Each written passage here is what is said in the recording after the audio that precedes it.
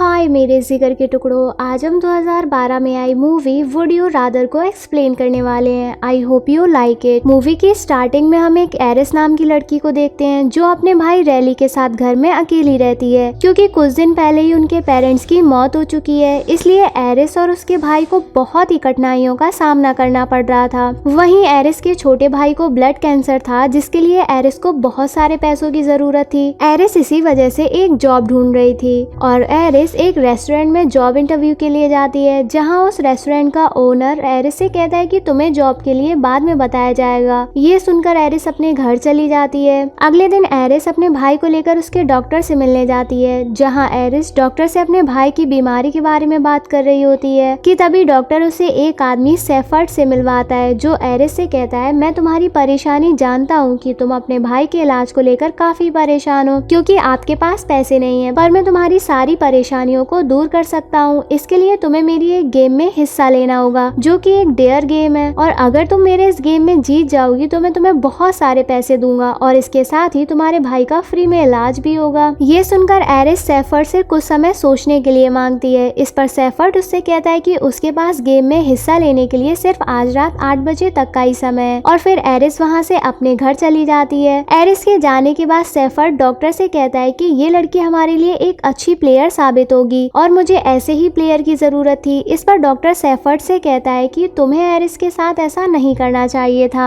आगे एरिस जब घर पहुंचती है तभी उसे उस रेस्टोरेंट के ओनर की कॉल आती है, जो उससे कहता है कि आपको जॉब के लिए रिजेक्ट कर दिया गया है। इससे एरिस काफी परेशान हो जाती है और जब एरिस के पास कोई दूसरा रास्ता नहीं बचता है तब एरिस सेफर्ड को कॉल करके कहती है कि वो उसके गेम में हिस्सा लेने के लिए तैयार है। इसके बाद एरिस अपने भाई के पास जाती है और उसे अपने दोस्त के घर पार्टी का बहाना देकर सेफर्ड के घर पहुंचती है, जहां हमें 8 और लोगों को दिखाया जाता है जो कि उसे डेयर गेम को खेलने के लिए आए थे। वहीं एरिस को वहां ल्यूकस और कार्ल मिलते हैं, जो एरिस को बाकी सभी लोगों से मिलवाते हैं। उन्हीं लोगों में से एक बूढ़ी औरत लिंडा भी होती है, जिसका आधा शरीर पैरालाइज होता है। वो लोग आपस में बात कर ही रहे थे कि तभी सेफर्ड का बटलर वहां आ जाता है, जो इन सभी लोगों से कहता है कि सभी लोग अपना अपना फोन टेबल पर छोड़कर डिनर के लिए आ जाएं। आगे सभी लोग डिनर करने के लिए जाते हैं, जहां सेफर्ड और उसका बेटा भी होता है और उन सभी के सामने वाइन और मीट रखा जाता है। लेकिन एरिस वेजिटेरियन थी, इसलिए वो मीट को खाने से मना कर देती है। ये सुनकर सेफर्ड उससे कहता है कि अगर तुम ये मीट खा लोगी तो मैं तुम्हें $10,000 का इनाम दूंगा। ये सुनकर एरिस वो मीट खाने लगती है। इस पर सेफर्ड एरिस पर हंसने लगता है और कहता है कि जिसने अपनी पूरी लाइफ में मीट नहीं खाया वो आज पैसों के लिए मीट खा रही है। इस दौरान हम समझ जाते हैं कि सेफर्ड इन्हें पैसों का लालच देकर काफी अजीब काम करवाने वाला है। और फिर हम वहाँ मौजूद एक बिजनेसमैन कॉनवे को देखते हैं, जिसे सेफर्ड वाइन पीने के लिए बोलता है, पर वो वाइन नहीं पीता है। वो सेफर्ड से कहता है कि नशे की वजह से मेरी लाइफ बर्बाद हो गई, जिसकी वजह से मेरा पैसा डूब गया। तो सेफर्ड उसे भी $10,000 देने के लिए बोलता है, लेकिन फिर भी कॉनवे वाइन नहीं पीता है। तो सेफर्ड उससे कहता है कि मैं तुम्हें 10,000 की जगह $50,000 दूंगा, पर तुम्हें इसके लिए पूरी वाइन पीनी होगी। इतने पैसे देकर कॉनवे वाइन की पूरी बोतल गटक जाता है। ये देखकर सेफर्ड काफी खुश होता है कि मैं इन सभी लोगों को आराम से कंट्रोल कर सकता हूँ। आगे डिनर खत्म होने के बाद सेफर्ड सभी को उस गेम के बारे में बताने लगता है, जिसका नाम वुड यू रादर होता है। यहाँ सेफर्ड सभी को बताता है कि इस गेम में सभी को 2 ऑप्शन दिए जाएंगे, जिनमें से आप सभी को एक ऑप्शन चूज करना होगा। इस गेम के सारे टास्क पूरे करने के बाद जो आखिरी में बच जाएगा वही इस गेम का विनर होगा। तभी उनमें से एक आदमी सेफर्ड से पूछता है कि इस गेम में लोग आउट कैसे होंगे। तो सेफर्ड उन्हें बताता है कि जो भी 30 सेकंड के अंदर रिप्लाई नहीं देगा वो इस गेम से आउट हो जाएगा। और फिर सेफर्ड सभी से कहता है कि जिसे भी ये गेम नहीं खेलना हो वो अभी गेम छोड़कर जा सकता है। तभी बिजनेसमैन कॉनवे वहाँ से अपना पैसा लेकर जाने लगता है, लेकिन वो सभी लोगों को बैठा हुआ देखकर फिर से बैठ जाता है। इसके बाद सभी लोग गेम खेलने के लिए तैयार हो जाते हैं और फिर सेफर्ड गेम का पहला टास्क शुरू करता है, जिसमें सेफर्ड अपने बटलर से एक इलेक्ट्रिक शॉक मशीन मंगवाता है और सभी को बताता है कि इस मशीन से जेल में बंद कैदियों को इलेक्ट्रिक शॉक दिया जाता था ताकि वो अपना जुर्म स्वीकार कर ले। सेफर्ड की ये बात सुनकर कॉनवे वहाँ से जाने लगता है और सेफर्ड से गेम को खेलने से मना करता है। तो सेफर्ड उससे कहता है कि तुम पहले जा सकते थे, पर अब गेम शुरू होने के बाद तुम कहीं नहीं जा सकते हो। तो कॉनवे जबरदस्ती वहाँ से जाने की कोशिश करने लगता है, तो सेफर्ड उसे गोली मार देता है, क्योंकि अब ये गेम शुरू हो चुका था, इसलिए अब गेम को बीच में छोड़कर कोई नहीं जा सकता था। अब ये देखकर वहाँ पर मौजूद सभी लोग काफी डर जाते हैं और वापस अपनी अपनी जगह पर बैठ जाते हैं। इसके बाद कार्ल और एमी के सर पर इलेक्ट्रिक बेल्ट लगा दी जाती है और फिर कार्ल से पूछा जाता है कि तुम दोनों में से किसे शॉक दिया जाए। यहाँ कार्ल एक अच्छा आदमी था, इसलिए वो खुद को शॉक लगाने के लिए बोलता है। इस पर उसे शॉक दे दिया जाता है। अब अगली बारी में उस बूढ़ी औरत लिंडा और एमी के सर पर बेल्ट बांध दी जाती है और इस बार एमी से पूछा जाता है कि तुम दोनों में से किसे शॉक दिया जाए। तो एमी उस बूढ़ी औरत और लिंडा को शॉक लगाने के लिए बोल देती है। इस पर लिंडा को शॉक दिया जाता है। इसी तरह बारी बारी से वो सब एक दूसरे को इलेक्ट्रिक शॉक देने लगते हैं, लेकिन ल्यूकस को 2 बार इलेक्ट्रिक शॉक लेना पड़ता है क्योंकि वो एक अच्छा आदमी होता है, इसलिए उसने एरिस को बचाने के लिए खुद पर इलेक्ट्रिक शॉक ले लिया था।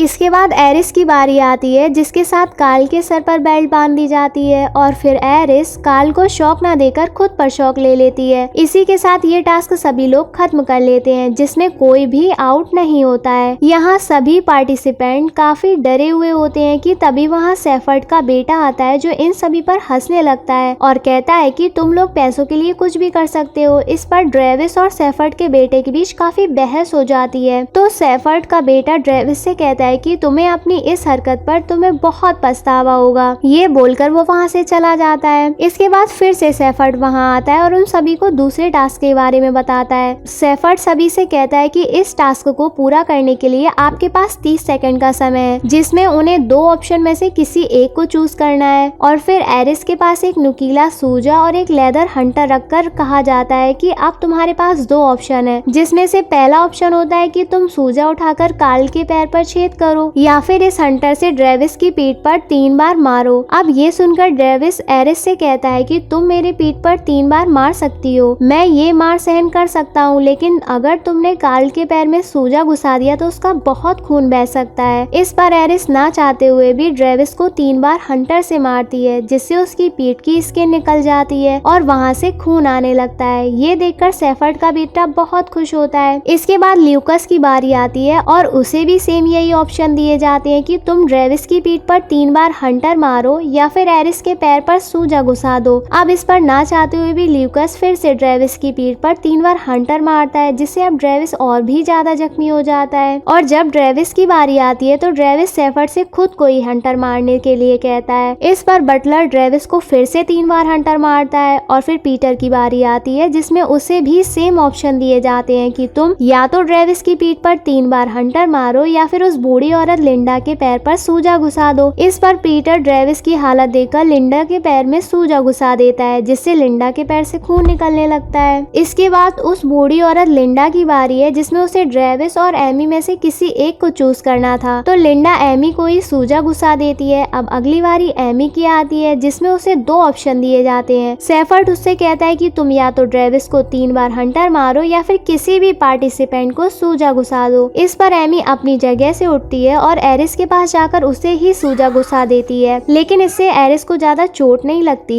तभी पीटर कहता है कि लिंडा काफी समय से शांत बैठी है और ना ही कुछ बोल रही है। इस पर वो लोग लिंडा को चेक करते हैं तो उन्हें मालूम होता है कि लिंडा मर चुकी है। इसके बाद लिंडा की डेड बॉडी को वहाँ से हटा दिया जाता है। वहीं अगली बारी होती है कार्ल की, जिसमें उसे भी यही सेम ऑप्शन दिए जाते हैं कि तुम्हें ल्यूकस के पैर पर सूजा घुसाना होगा या फिर ड्रेविस की पीठ पर 3 बार हंटर से मारो। तो कार्ल ड्रेविस को 3 बार हंटर मारता है, जिसमें ड्रेविस वहीं दम तोड़ देता है। इसके बाद सेफर्ड और बटलर अगले टास्क के लिए अंदर जाते हैं। तभी ल्यूकस की नजर खुले हुए दरवाजे पर पड़ती है। इस पर वो सब गार्ड्स पर अटैक करके वहाँ से भागने की कोशिश करते हैं, जिसमें एरिस वहाँ से निकलने में कामयाब हो जाती है। लेकिन तभी सेफर्ड कार्ल को गोली मारकर ढेर कर देता है और फिर सेफर्ड अपने सभी गार्ड से कहता है कि जल्दी से उन सभी को पकड़ के वापस लाओ। इधर एरिस जब वहाँ से निकलने के लिए बाहर जाती है तो वहाँ के सारे दरवाजे बंद होते हैं। तभी सेफर्ड का बेटा एरिस के पास आ जाता है, जो उसे टॉर्चर करने लगता है, लेकिन मौका पाकर एरिस उसके पैर में सूजा घुसा देती है, जिससे वो जख्मी होकर वहीं गिर जाता है। तभी वहाँ वही डॉक्टर गन लेकर आ जाता है, जिसने एरिस को सेफर्ड से मिलवाया था। दरअसल वो एरिस को बचाकर अपनी गलती सुधारना चाहता था और तभी बटलर उसे गोली मार देता है और फिर बटलर एरिस को फिर से उसी रूम में ले जाता है। इसके बाद बाकी बचे हुए लोगों के लिए सेफर्ड आखिरी टास्क शुरू करता है, जिसमें सेफर्ड का आदमी एक पानी से भरा हुआ ड्रम लेकर आता है और फिर सेफर्ड इन सभी को आखिरी टास्क के बारे में बताता है, जिसमें वो पीटर से कहता है कि तुम्हारे पास 2 ऑप्शन है, जिसमें पहला ये कि तुम्हें इस ड्रम में 2 मिनट तक सांस रोककर रहना होगा या फिर अपने सामने पड़ी पर्ची को चूज कर लो। इस पर पीटर उस पर्ची को चूज करता है जिसे खोलने पर उसमें एक पटाखे का इमेज बना होता है। ये देखकर सेफर्ड उससे कहता है कि तुम्हारे हाथ में एक पटाखा रखा जाएगा जिसे तुम्हें अपने हाथ पर ही फोड़ना होगा। ये सुनकर पीटर थोड़ा खुश हो जाता है क्योंकि उसे लगता है कि ये तो एक छोटी सी टास्क है। लेकिन जब पटाखा उसके सामने लाया जाता है तब वो देखता है कि वो कोई पटाखा नहीं बल्कि एक बॉम्ब है और फिर पटाखे को पीटर के हाथ के साथ टेप किया जाता है। इसके बाद पीटर उसे ब्लास्ट कर देता है जिससे उस बॉम्ब के साथ पीटर का हाथ भी उड़ जाता है और दर्द की वजह से उसकी मौत हो जाती है। इसके बाद सेफर्ड के गार्ड पीटर की डेड बॉडी को वहां से लेकर चले जाते हैं। आगे ल्यूकस की बारी आती है तो सेफर्ड उसे भी यहाँ ऑप्शन चूज करने के लिए कहता है। इस पर ल्यूकस अपने सामने पड़ी हुई पर्ची को चूज करता है जिसे खोलने पर उसमें आंखों का इमेज बना होता है। तभी सेफर्ड ल्यूकस से कहता है कि तुम्हें अपनी एक आंख पर ब्लेड से कट लगाना होगा। ये सुनकर ल्यूकस बहुत दुखी होता है लेकिन ना चाहते हुए भी ल्यूकस को अपनी आंख पर कट लगाना पड़ता है। इसके बाद अब एरिस की बारी आती है तो सेफर्ड सेम यही ऑप्शन चूज करने के लिए कहता है तो एरिस ड्रम वाला ऑप्शन चूज करती है और फिर बटलर एरिस का सर पकड़कर उस ड्रम में डुबा देता है। वहीं एरिस जैसे ही पानी के अंदर मुंह डालती है तो उसके सामने अपने भाई का चेहरा आने लगता है। इस पर एरिस सोचने लगती है कि वो ये सब अपने भाई की खुशी के लिए कर रही है। तभी टाइम खत्म हो जाता है और एरिस ये टास्क जीत जाती है और फिर एमी की बारी आती है जिससे सेफर्ड सेम ऑप्शन चूज करने के लिए कहता है।